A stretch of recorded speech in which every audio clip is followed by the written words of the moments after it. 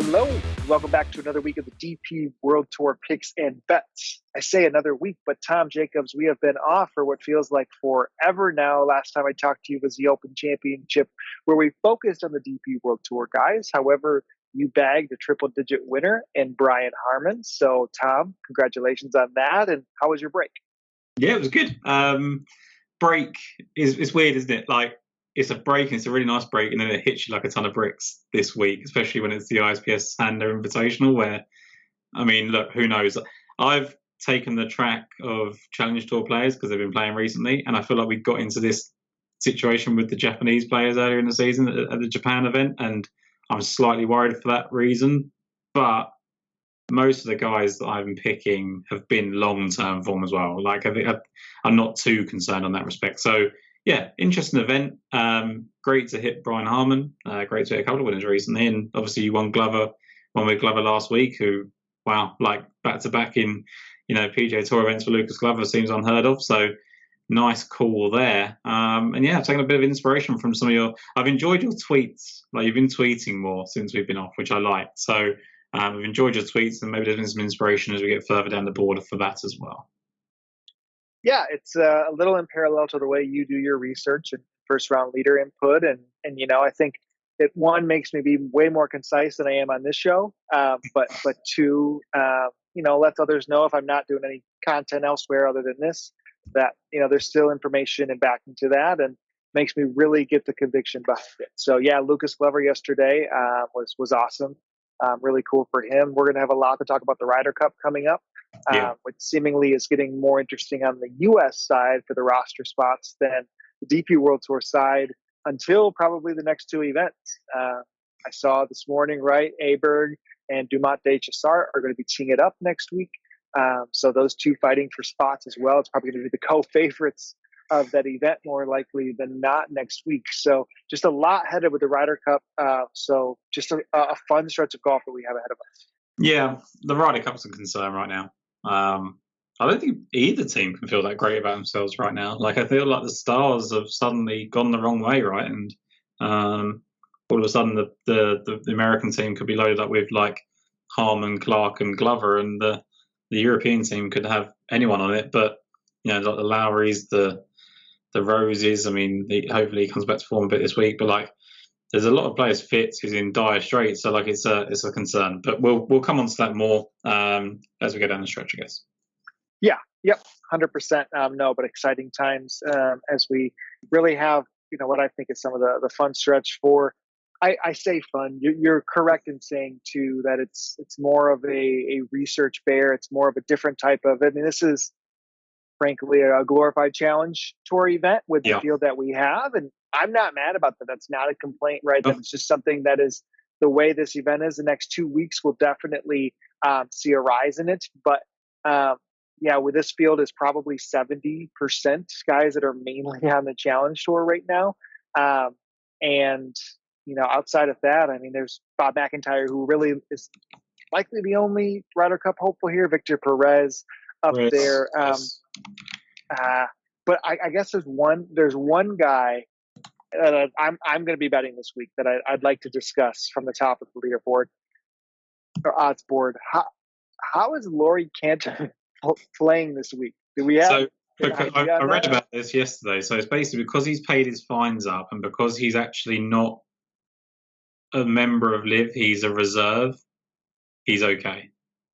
So he's literally the only one, because he paid all his fines up last year. He hasn't been fined this year for playing on a LIV event when he could have played a DP World Tour event. I think he's got away with the fact that when he's played on LIV, it's not been opposite a DP World Tour event. I don't know if that's been the case every single time, but I don't know why they would make an exception for Laurie Canter over some other people. Because that's what confused me. Because I saw Laurie Canter's name yesterday, and I was like, oh my God, is this the start of like something new? Like, are they coming back? And no, it is just Laurie Canter. Yeah, because we had like the Otaegways and the Duplessis and a couple of those guys get like spot starts. But like Canter has felt like a whole full time. Sam Horsfield hasn't played on the DP World Tour side. Well, it sounds like Horsfield is back next week on LIV, which means that Canter will be back on the DP World Tour. Okay. Which is weird because he literally tweeted out saying he's playing here not out of choice. So he's not a DP World Tour like fan or anything like that. He literally wants to be on Live, which is weird. Interesting. I didn't even see this. Yeah. Find it. Have a little look at the tweet. That's how I read it anyway. I don't know, maybe I'm misreading it, but you should have told me. Not interesting. Well, I'll keep digging too, because I guess the one thing that when you have a month off like this, we talk glorified challenge. I thought there was a ton of momentum for guys that played well at the Barbasol, at the Barracuda, at the Open Championship. There was a lot of, I think, recognizable or good showings from the DP World Tour guys. I mean, heck, playoff in the first event, blanking on Nathan Kimsey comes back from the injury and almost, snags some PGA Tour events on his end. So I thought there was a ton of momentum. The break is hard when it comes that way. And I think it ends up why our betting card is leaning truthfully in the direction it has. But it's an interesting week, I think, this week overall. So I either dreamt that tweet, because I just checked it while you were talking there. I either dreamt that tweet happened or he's deleted it. I would assume he's deleted it. Like, I don't know why I would dream that. I don't follow Laurie Canter's tweets very religiously, so I feel like he has tweeted that and deleted it. But I could be wrong. So, Laurie, if you didn't tweet this, I'm sorry. If you did, put it back out there and stick to it. Like, don't put me in his positions. Unconfirmed reports that Laurie Canter's not happy about being in the field. But ultimately, Sky, showed up really well at the Open Championship, Canter, and that is a good sign in a glorified Challenge Tour event. Yes, 100%. Okay, let's get on over. So again, ISPS Handa World Invitational previously was sponsored by Modest Golf. Niall Horan. It's Aviv Clinics. Was trying to get some clarity there on which one is title sponsor. But again, Bob McIntyre, clear favorite in the odds. Romain Langasque at 20-1. Ewan Ferguson is just below the 20s. Victor Perez is up there as well in the teens before we drop deeper into the 20s for the Canters or Tagways. Tight. I know there is a golfer at the top of your list that's in this range. Who are we taking?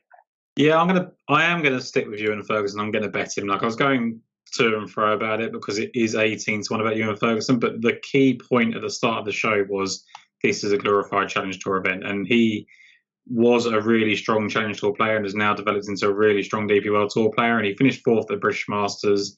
He was 12th at the Scottish Open, which comes with a lot of pressure being Scottish, right? I mean, that's pretty lazy analysis. And then he missed the cut of the Open. But he's played recently enough in that stretch that suggests to me that he's in good enough form.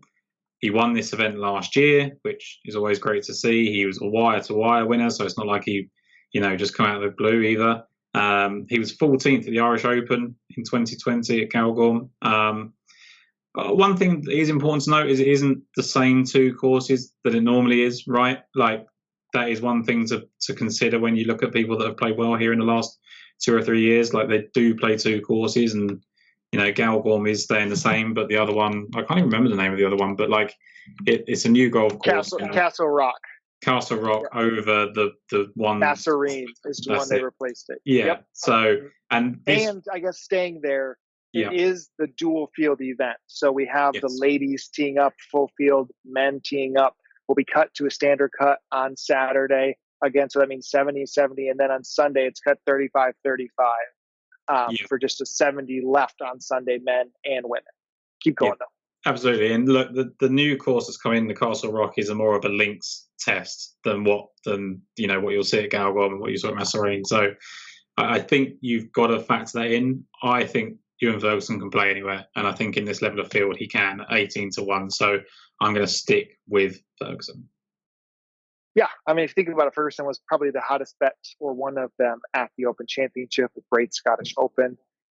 So fully believe in that. Like I mentioned off the top, Canter is the one for me. And it's seemingly just because I think Canter's had a sneaky, really strong, I guess, live showing. That Open Championship, though, his tee to green numbers were exceptional. I guess he hasn't really busted through on live with like a top, even a top 10 finish, which maybe I'm stretching it with the truth, but he had some really good ball striking numbers leading into the Open Championship. He would be inside top 10s leading into that final round. And to your point, he wasn't somebody for a little bit of stretch of time that was a full-time live player. So, week to week probably had some question marks on where he was playing. But if you look in, I think it's six in his last 6 DP World Tour events. One of them was a solo third place. He had another that was 23rd. And I mean, if we think back to Canter overall, right, what stood out to Canter to me, I mean, his stretch in 2022 was pretty decent, but really in 2021, where Wentworth, Andalusia Masters, those were second and fourth with impeccable ball striking. At the peak of his game, he's a really, really good driver. We've seen winners of John Catlin here, Aaron Rye on the Challenge Tour, right? Yeah, I think on the Challenge Tour here. So it might not scream that type of game, but you've seen Richard Mansell have a ton of success here. You've seen bigger hitters like Jordan Smith be around. Like, to me, I don't know, like Canter, if he was still a full DP World Tour player, I think he's as good as anybody in this field, which is hard. So 25 isn't getting a ton of a discount. I would have liked a little bit more, but man, he's been on my radar for a good bit of time, especially what he did at the Open Championship. The fact is that no, he's not playing, like he's not winning live events, right? But he's on a team of players that are not playing very well, and he seems to be the steady influence, which doesn't make sense when he's the reserve player, right? He was exceptional at the Open Championship. I do trust him in links golf, which will be important for one of the rounds. I think ultimately he is still one of the better players in this field. We can't really quantify that because of how long it's been since he's been here, but he's got 2 14th place finishes at Galgorm, right? Like he was in the Challenge Tour, he was 14th, he was second at the halfway stage, and then in the 2020 Irish Open as well. So I think that ultimately he is good, and I think it was between him and Ferguson at the top for me, and I'm glad that we've covered both of them. The motivation angle is still so odd to me too, right? Like, part of me would feel like, I guess if you saw this tweet, if this tweet existed, this is what I mean. Like, that would counter your point, but he doesn't have to be there. Like, there's no way he has to show up to this event. I mean, you ultimately have a choice. I read some, and I don't know if I've dreamt this. Like, I'm getting, because it was so deep as well. Like, he basically said like it was all still world ranking points. He had to come back and play it. It must have been like an interview or something. Like I must have seen it somewhere. I'll find it, and if I find it, I'll tweet it out on top of the video. Okay. But like, I feel like said, there's a motivation angle, I guess. Yeah, either way, you have to play well. Yeah, like either way, he doesn't, whether he said it or not, he needs the world ranking points to stay in the mix. If he's going to get bumped out of live, which is quite possible because of Sam Horsfield coming back, then he needs somewhere to play, and that somewhere to play is the DP World Tour, because he's not good enough to PGA Tour yet. So there is obviously motivation, regardless of what he said or what I've dreamt up that he said. Yeah. Okay. This is the first time I've ever been so uncertain about something I thought I read. That's too fun. I guess we go down, if we keep running down the leaderboard overall. I'm in the 40s for multiple selections, one that we agree on. Is there anybody prior on your betting card to him? No, that's the one we agree on. Okay, I'll go first then. So when we think back again, that stretch of golf where who I felt like if they didn't have the month off would have been bang on when it comes to form. And Marcus Kinholt was super impressive at the Barbasol in Barracuda. Really, really good off the tee approach. And really, I mean, if he putted to what we've seen him, I mean, he easily could have been inside the top 10 at the Barbasol we saw him up there a little bit on Sunday. Barracuda, he was there. I think actually when you look at his finish, the 20th place finish that he had, it kind of does him a little disservice because if you looked at just a pure stroke play, he would have been a decent bit up the leaderboard more than that shows. So for him to have those type of events, he's made 10 cuts in a row. You don't get that type of consistency overall. You bring in the links angle, right? A former British Masters winner. Just a lot of angles that we've liked with Ken Holt. For me, 40s is lower than what we've seen him. But again, this type of field, he definitely deserves to be priced there. So if I'm looking at who I thought was the best guy during those couple of events, Marcus Ken Holt was the standout to me. Yeah, look, I think Ken Holt is quite often on the short side of the market, and that's because he's normally this price in all of the DP World Tour events. Like, his price doesn't seem to have moved, despite the fact that we think this is potentially a glorified Challenge Tour event. So, in that respect, I think he's a good bet, value-wise. I'm not a long-term believer in Ken Holt. I've been there before, and it hasn't quite paid off. But for the stretch of form that he's on in this field, it makes perfect sense. So if I was to wake up, I guess not wake up, this guy, the next guy on our betting card here, I mean, he's been penciled in my betting card for what, 6 weeks? Like this spot right here. Unfortunately, if he didn't have the stretch of golf that he had in the previous 6 weeks, there might have been an extra 0 on the odds. But tell the crew why we are on Brandon Robinson Thompson at what is now 45s in the States, still I think 50s overseas. But my favorite bet of the week. Yeah, so he's played 5 events over the last, 6-7 weeks. The first being at Maiden Himmerland. He was 13th going into the weekend. He finished 49th. A little bit disappointing that he tailed off, but so be it. It's not, he's not a regular on a DP World Tour, right? Plays in the British Open, finishes 59th, makes the cut, which a lot of people didn't do. He had to open qualify for the British Open, right? So he finished either first or second, I think, in his open qualifier. Yep. So he's open qualified for that. Finishes 59th in the Open. I don't know how you look at that, like, as a golfer. Like, is 59th good? Is he just happy to make the cut? I think he is, because a week later he goes and wins the Irish Challenge. He backs that up with a 30th place finish at the British Challenge, but he was actually 6th going into the final round. And then last week it looked like, maybe the form's come to an end, and he shoots the final round 64 to finish 3rd. So he's just sustained this period of form now. And look, the obvious thing, this is where I talked about at the start of the show of, like, how we fell in the trap a little bit, I think, with Japanese players in Japan whilst the DP World Tour was off. This could happen again. Like, are we just back in the hot Challenge Tour player whilst the DP World Tour players have been off for a decent period of time? Yes and no, because I think, he impressed in the DP World Tour at the Mayo Himmerland event, and he's made the cut in the Open Championship. I don't think those two things can be overlooked. So he's top 10 in adjusted form in this field over the last, whatever, it's 15 weeks, and they've all come in the last 6 starts, or 5 starts. So I think Brandon Robinson Thompson, okay, he's getting a little bit short on the odds board now at 45 to 1, but I'm still going to back him. Like, I think he's got a great chance to really land himself on this stage. Well, and what was even more impressive in catching the eye, our good friend Brad Todd, who's down with you, at Lost for Words, Brad had been betting this golfer at that open qualifier, which made me think about going into the research. Brad always is getting a Clutch Pro Tour markets, overseas. Those exist. Robinson Thompson has won 3 events so far in the Clutch Pro Tour, one of those being at Galgorm, in which he got into this event this week. That's how he got the spot, was winning that Clutch Pro Tour event. So you have that leading into the open qualifier, leading into this stretch of golf. He's 30 years old. He's had, not as jump-started career as maybe his amateur stats would be telling to. It's taken him some while, but man, I think the sky is the limit. He could do.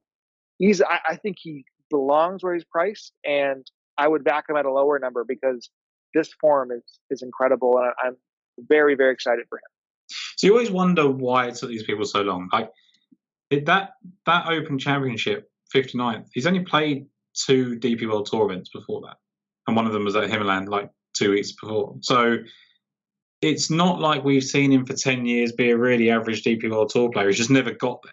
So why is that? Was he a late bloomer and it took him until 26, 27, then COVID happened and that knocked him back 2 or 3 years? That's a potential opportunity. Like, Brad will know a little bit more on that in terms of, like, his kind of trajectory on the mini tours and the Clutch Tour, like you said. But look, if this is a player that this is his form and this is what he is from now on, then you're looking at a 25 to 1 golfer in the next few weeks. So I think you take a look at 45 to 1 and 50 to 1 and hope that this kind of form carries on, especially Like, this is not like we're trying to take him at Wentworth at 45-1. We're taking him at the ISPS Handa. So yeah, I would stop though, because I might be betting at 45-1 at Wentworth. If he wins again here. yeah, but then he's proving it, right? But Yeah. yeah, like that's the difference, and I think that's the key difference is that he's 45-1 in an event that I don't think is too dissimilar to the events where he's finished first and third in his last 4 starts. 100%. It reminds me a little bit of Austin Batista-esque. If you remember, we were betting Batista, who kind of had the run on the mini tours after he took a break from golf. I don't really know Robinson Thompson's story as much, but he was kind of lighting up the Euro Pro Tour last year, the MENA Tour earlier this year. But yeah, I mean, there was basically from 2016, his last amateur event, to 2021, 2 professional events played, or OWGR events played. So kind of has that profile in it. But definitely excited for him, and the number makes a lot of sense, but conviction, I think, is there for me overall. As we keep going through, I think you can go next. Yeah, you can go next with your golfer who I believe now is second or number 1 on the Challenge Tour ranks. 100% has a DP World Tour card next year, and may already have the narrative around being one of the most volatile golfers that's going to be on tour. Yeah, and Casey Jarvis is volatile, and that is what you've got to subscribe to this week, right? And he's 60-1. But I think it's that volatility, and we see this. I don't know necessarily he's going to go and have the career that Pablo Larrafabel's had, but we see this type of player that they always stay in these kind of odds because they have the ability to win, but they also have the ability to finish dead last, right? But then in his current form suggests that second, miscut, 13th, first, miscut, 32nd. So he won that Euro Bank Open, which the Open was 65 to be third after round 1, and then just cruised in to win that. And then last week he opened with 65 to lead after round 1 at the Scottish Challenge, shot 72 on day 2 to fall into 11th. Come back with a 69 to be in the top 10, and then just had a bad final day. So it's very up and down for Casey Jarvis, and it's hard to really kind of get a grasp of when he's definitely going to play well. But I'm pretty confident that Casey Jarvis has shown enough in his career that he can play well, firstly on links. He's shown that kind of in South Africa and things like that in the past. He's played well in Challenge Tour events that I like, and ultimately I just believe in the upside of Casey Jarvis. So 60-1 in the Challenge Tour field, which is somewhere that he's proved he can win in. I'm happy to go with that. Yeah, I mean, 20 years old, is number 1 there. He's done nothing but deliver top finishes and miscuts, basically, is the way you can look at what Jarvis has been, and that's why you get a little bit of a discount in the number. I think he's actually overlooked. Like, he's won the Euro Bank Open, he's finished second at the Copenhagen Challenge and the STC Open this year. He's also finished second at Czech Challenge this year, so he's got like a win and 3 seconds, 4 seconds if you include the Tour Championship in South Africa, second in the PGA Championship on the South African Tour as well. Like, his thing is just littered with first and seconds so far this year. Like, he won on the Big Easy Tour, which I don't know what you can equate that to, but like in the 2022 and 2023, he's been pretty dominant wherever he's played, and then he's got top 10s in the Joburg Open. He's played well in the South African Open on the DP World Tour. Like, he's been in and around proper players, and I think he's playing at the right level this week to suggest that 60-1 is a good enough bet. Yeah. Oh, totally agree. I'm pretty intrigued and tracking him. I'm not on, but definitely understand. For me, the golfer in this range that had a similar spike, I guess more of a 1-week spike over in America, would have been David Rivetto. David Rivetto was really, really good at the Barbasol after coming off the Maiden Hammerlin, where he finished 24th. I remember Rivetto was medalist at Q School this year to earn his card after having, or I guess he wasn't medalist, Forstrom was, but he was right up there when it came to best Q School performances. Had a decent couple of years on the Challenge Tour. Has won an English Men's Open Amateur back in, I think it was 2020, as he was turning professional. So I just think there's been spikes of his game this year.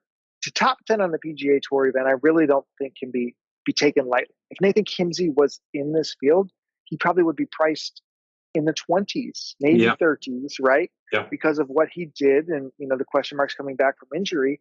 But man, I think Rivetto, just like Kinholt, had a really good stretch of golf, and hopefully a month off doesn't just lose that. I know betting on short-term form potentially when it rolls into a few-week break might be a bit of a stretch, but to me at the number, I think Daniel Brown had a similar type of performance too, a good lead in the event, a good event over there, but Rivetto's was led by ball striking. I think the irons will be really important this week if you can find a putter to pair with that. So Rivetto is 70s over here right now, so he is my last one in the single, I guess, double digits. Yeah, agree with all of that. Not too much to say negatively or positively, really. Like, I do understand the bet, like you with Jarvis and me. Feel good story. You love Guido Migliozzi, right? You wanted him to be on the Italian Ryder Cup team. I would love Matteo Manassero to be on the Ryder Cup team in Italy. It's not going to happen. He's probably not going to have done enough by then. But this is a guy that's won Wentworth. It's a guy that's finished third at the Scottish Open. He's finished, I think, top 10, top 12 in the Open Championship. A couple of times he's been inside the top 20 in that. So we know he can play links. We know he can play the best Parkland golf courses. He's a two-time winner on the Challenge Tour this season, the Italian Challenge and the Copenhagen Challenge, which you mentioned where Jarvis came second. So I just love what he's been doing. Yes, he's tailed off in the last couple of weeks, 38th and miscut, but it's all confidence with Matteo Manassero. This is a former top 25 player in the world, at his peak. And I think now he's confident. Now he's come back. This is his chance to really grasp a European Tour, level win again, which is something he was, more than capable of achieving. So I think there's a motivation factor for Matteo Manassero to do well this week. It'll be fun to have him back on the DP World Tour I can't wait. Year. Get some statistics, get some true numbers on him. He's my favorite player. It's not close. Like, it used to be Lee Westwood. That is what it is. But Matteo Manassero is the one. Like, I remember vividly having a really good bet on him at Wentworth and seeing him winning that playoff. So, love Matteo Manassero. Yeah, no, excited for him. I'm excited for this Challenge Tour crew as a whole, actually. And it's, a lot of golfers who have shown some promise and popped up at the two events and done well. So, can see the argument there. Last week's winner, Bairstow, Sam, he is starting. I was very close. I think potentially backing him off of his first ever career professional win might have been a bit much. I think this is his first. He won in 21, but I believe that was an amateur. Yeah, he won the Open Amateur the year after Rivetto. Yeah. I was very intrigued because he's popped at both the Irish and the Scottish. So if you're looking at those type of things, and he's triple digits versus the other guys, which I thought was intriguing. But ultimately, we aligned on a golfer in the, 125 to 1 over here. And somebody I was also dead set on backing once I saw that he was on the professional tournament invitation list. And that's Jordan Gumberg. Jordan Gumberg, 125 to 1. Like you mentioned, Tom, I've been tweeting out kind of my selections. He was my solo bet on the Challenge Tour at the British Challenge. He had Monday qualified into the Irish Challenge, where he finished second the week prior. And then the British Challenge, 46, I don't think does justice to the way he played. He was so full of birdies and bogeys and big numbers on the card. But man, he did a lot that week, follows it up with a third at the Scottish Challenge last week, all over the leaderboard. I believe it was a 36-hole leader last week. But he had qualified in the Open qualifier for the U.S. Open. He rips up when he comes back over here, the minor league golf tour in Southeast Florida. Has had a lot of success in that, but hasn't ever really stuck on with status in his whole career, right? He is 28 years old, has showed a lot of promise this year. And I think getting him with an opportunity here is huge to be able to get him on a DP World Tour and continue playing. I think 125 to 1 for me was definitely pushing it. Yeah, it's the same period of form. But going back about 10 weeks, he was 11th on the Challenge Tour, 33rd the following week. Had a couple of missed cuts, but they were, to your point, one of them was at the Porsche European Open, which can happen anywhere, and one was the US Open. Finishes 44th at the Euro Bank Open, but he was actually third after round 1, 8th after round 2, still 20th going into the final round. I believe he Monday qualified for that too. I think he Monday qualified twice. Yeah, because there was a big gap between those two starts. And then, to your point, you just said about Bairstow, second at the Irish Challenge and third at the Scottish Challenge is only a really good time when you're coming to Ireland, right? So for me, I just love what Gunberg's done. Look, I'm not going to lie, like your tweets definitely put me on him in the first place, and the fact that I've looked into it since and really liked his form, I'm happy with Jordan Gunberg. Yeah, I think it's a steal at 125 for somebody that hasn't had that stretch of golf to know his form. He is your last long shot. For me, I have one more. We won't really go fully down the board. It's easy for me to do, but I think in this type of event, Bairstow was one that stuck out to me. But other than that, there wasn't a huge amount of golfers, at least, that didn't pull in some type of recent form for me. RB made a good argument to me about Dermot McIlroy, who won the Clutch Pro Tour event here in 2022 to get here. So local guy who's come in, some decent form, made 3 of his last 4 cuts, 1 being a top 20. But that event also did play at both of the courses. Castle Rock was a part of that too. So you might have a little bit of form at that course when others don't. But the one that I really wanted to go in on was Christopher Wright. And Christopher Wright, 3 events, 71st, 5th, 17th. So if you go back to the 71st, I mean, Wrighton was on the European Tour 2 years ago. Again, some of these golfers feel like they're way older than me, or way younger than I would imagine. He's only 25 years old because he was a full-time DP World Tour player pretty much in 2020 and 2021, where I kind of remember him as a really big hitter.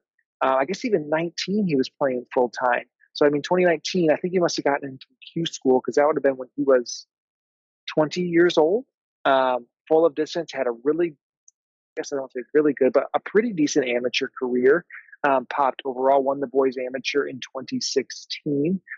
So, he had a lot of prowess in his game and then basically just found nothing after losing his status on the European Tour. Challenge Tour this year had not been friendly to him until the last 3 weeks. And again, we said that 71st, but was that 71st, he was inside the top 10 after the first round, inside the top 20 at the halfway point. He did shoot. And the reason why he's 500 to 1 is that day on Sunday when he came into, I guess he was 24th, he shot an 87.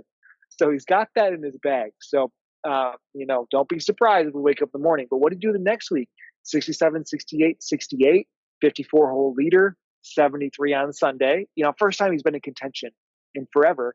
And then last week at the British Challenge, he was 8th after 36, finished 17th overall. Pairs of 65 and 71 around some bigger numbers. So I think just the upside is flashing for me at 500 to 1. That really is enough in my end, as somebody that we're somewhat familiar with. I don't know for this type of course if it is the best fit in that manner, being where he can take advantage with his driver like he has at others. But man, that snip of form for 500 to 1 isn't really available anywhere else right now. No, he owes me a podcast if he wins, because we were talking about podcasts a couple of years ago. So looking forward to that when he does win at 500 to 1, especially Sky. We'll get you in on that to celebrate.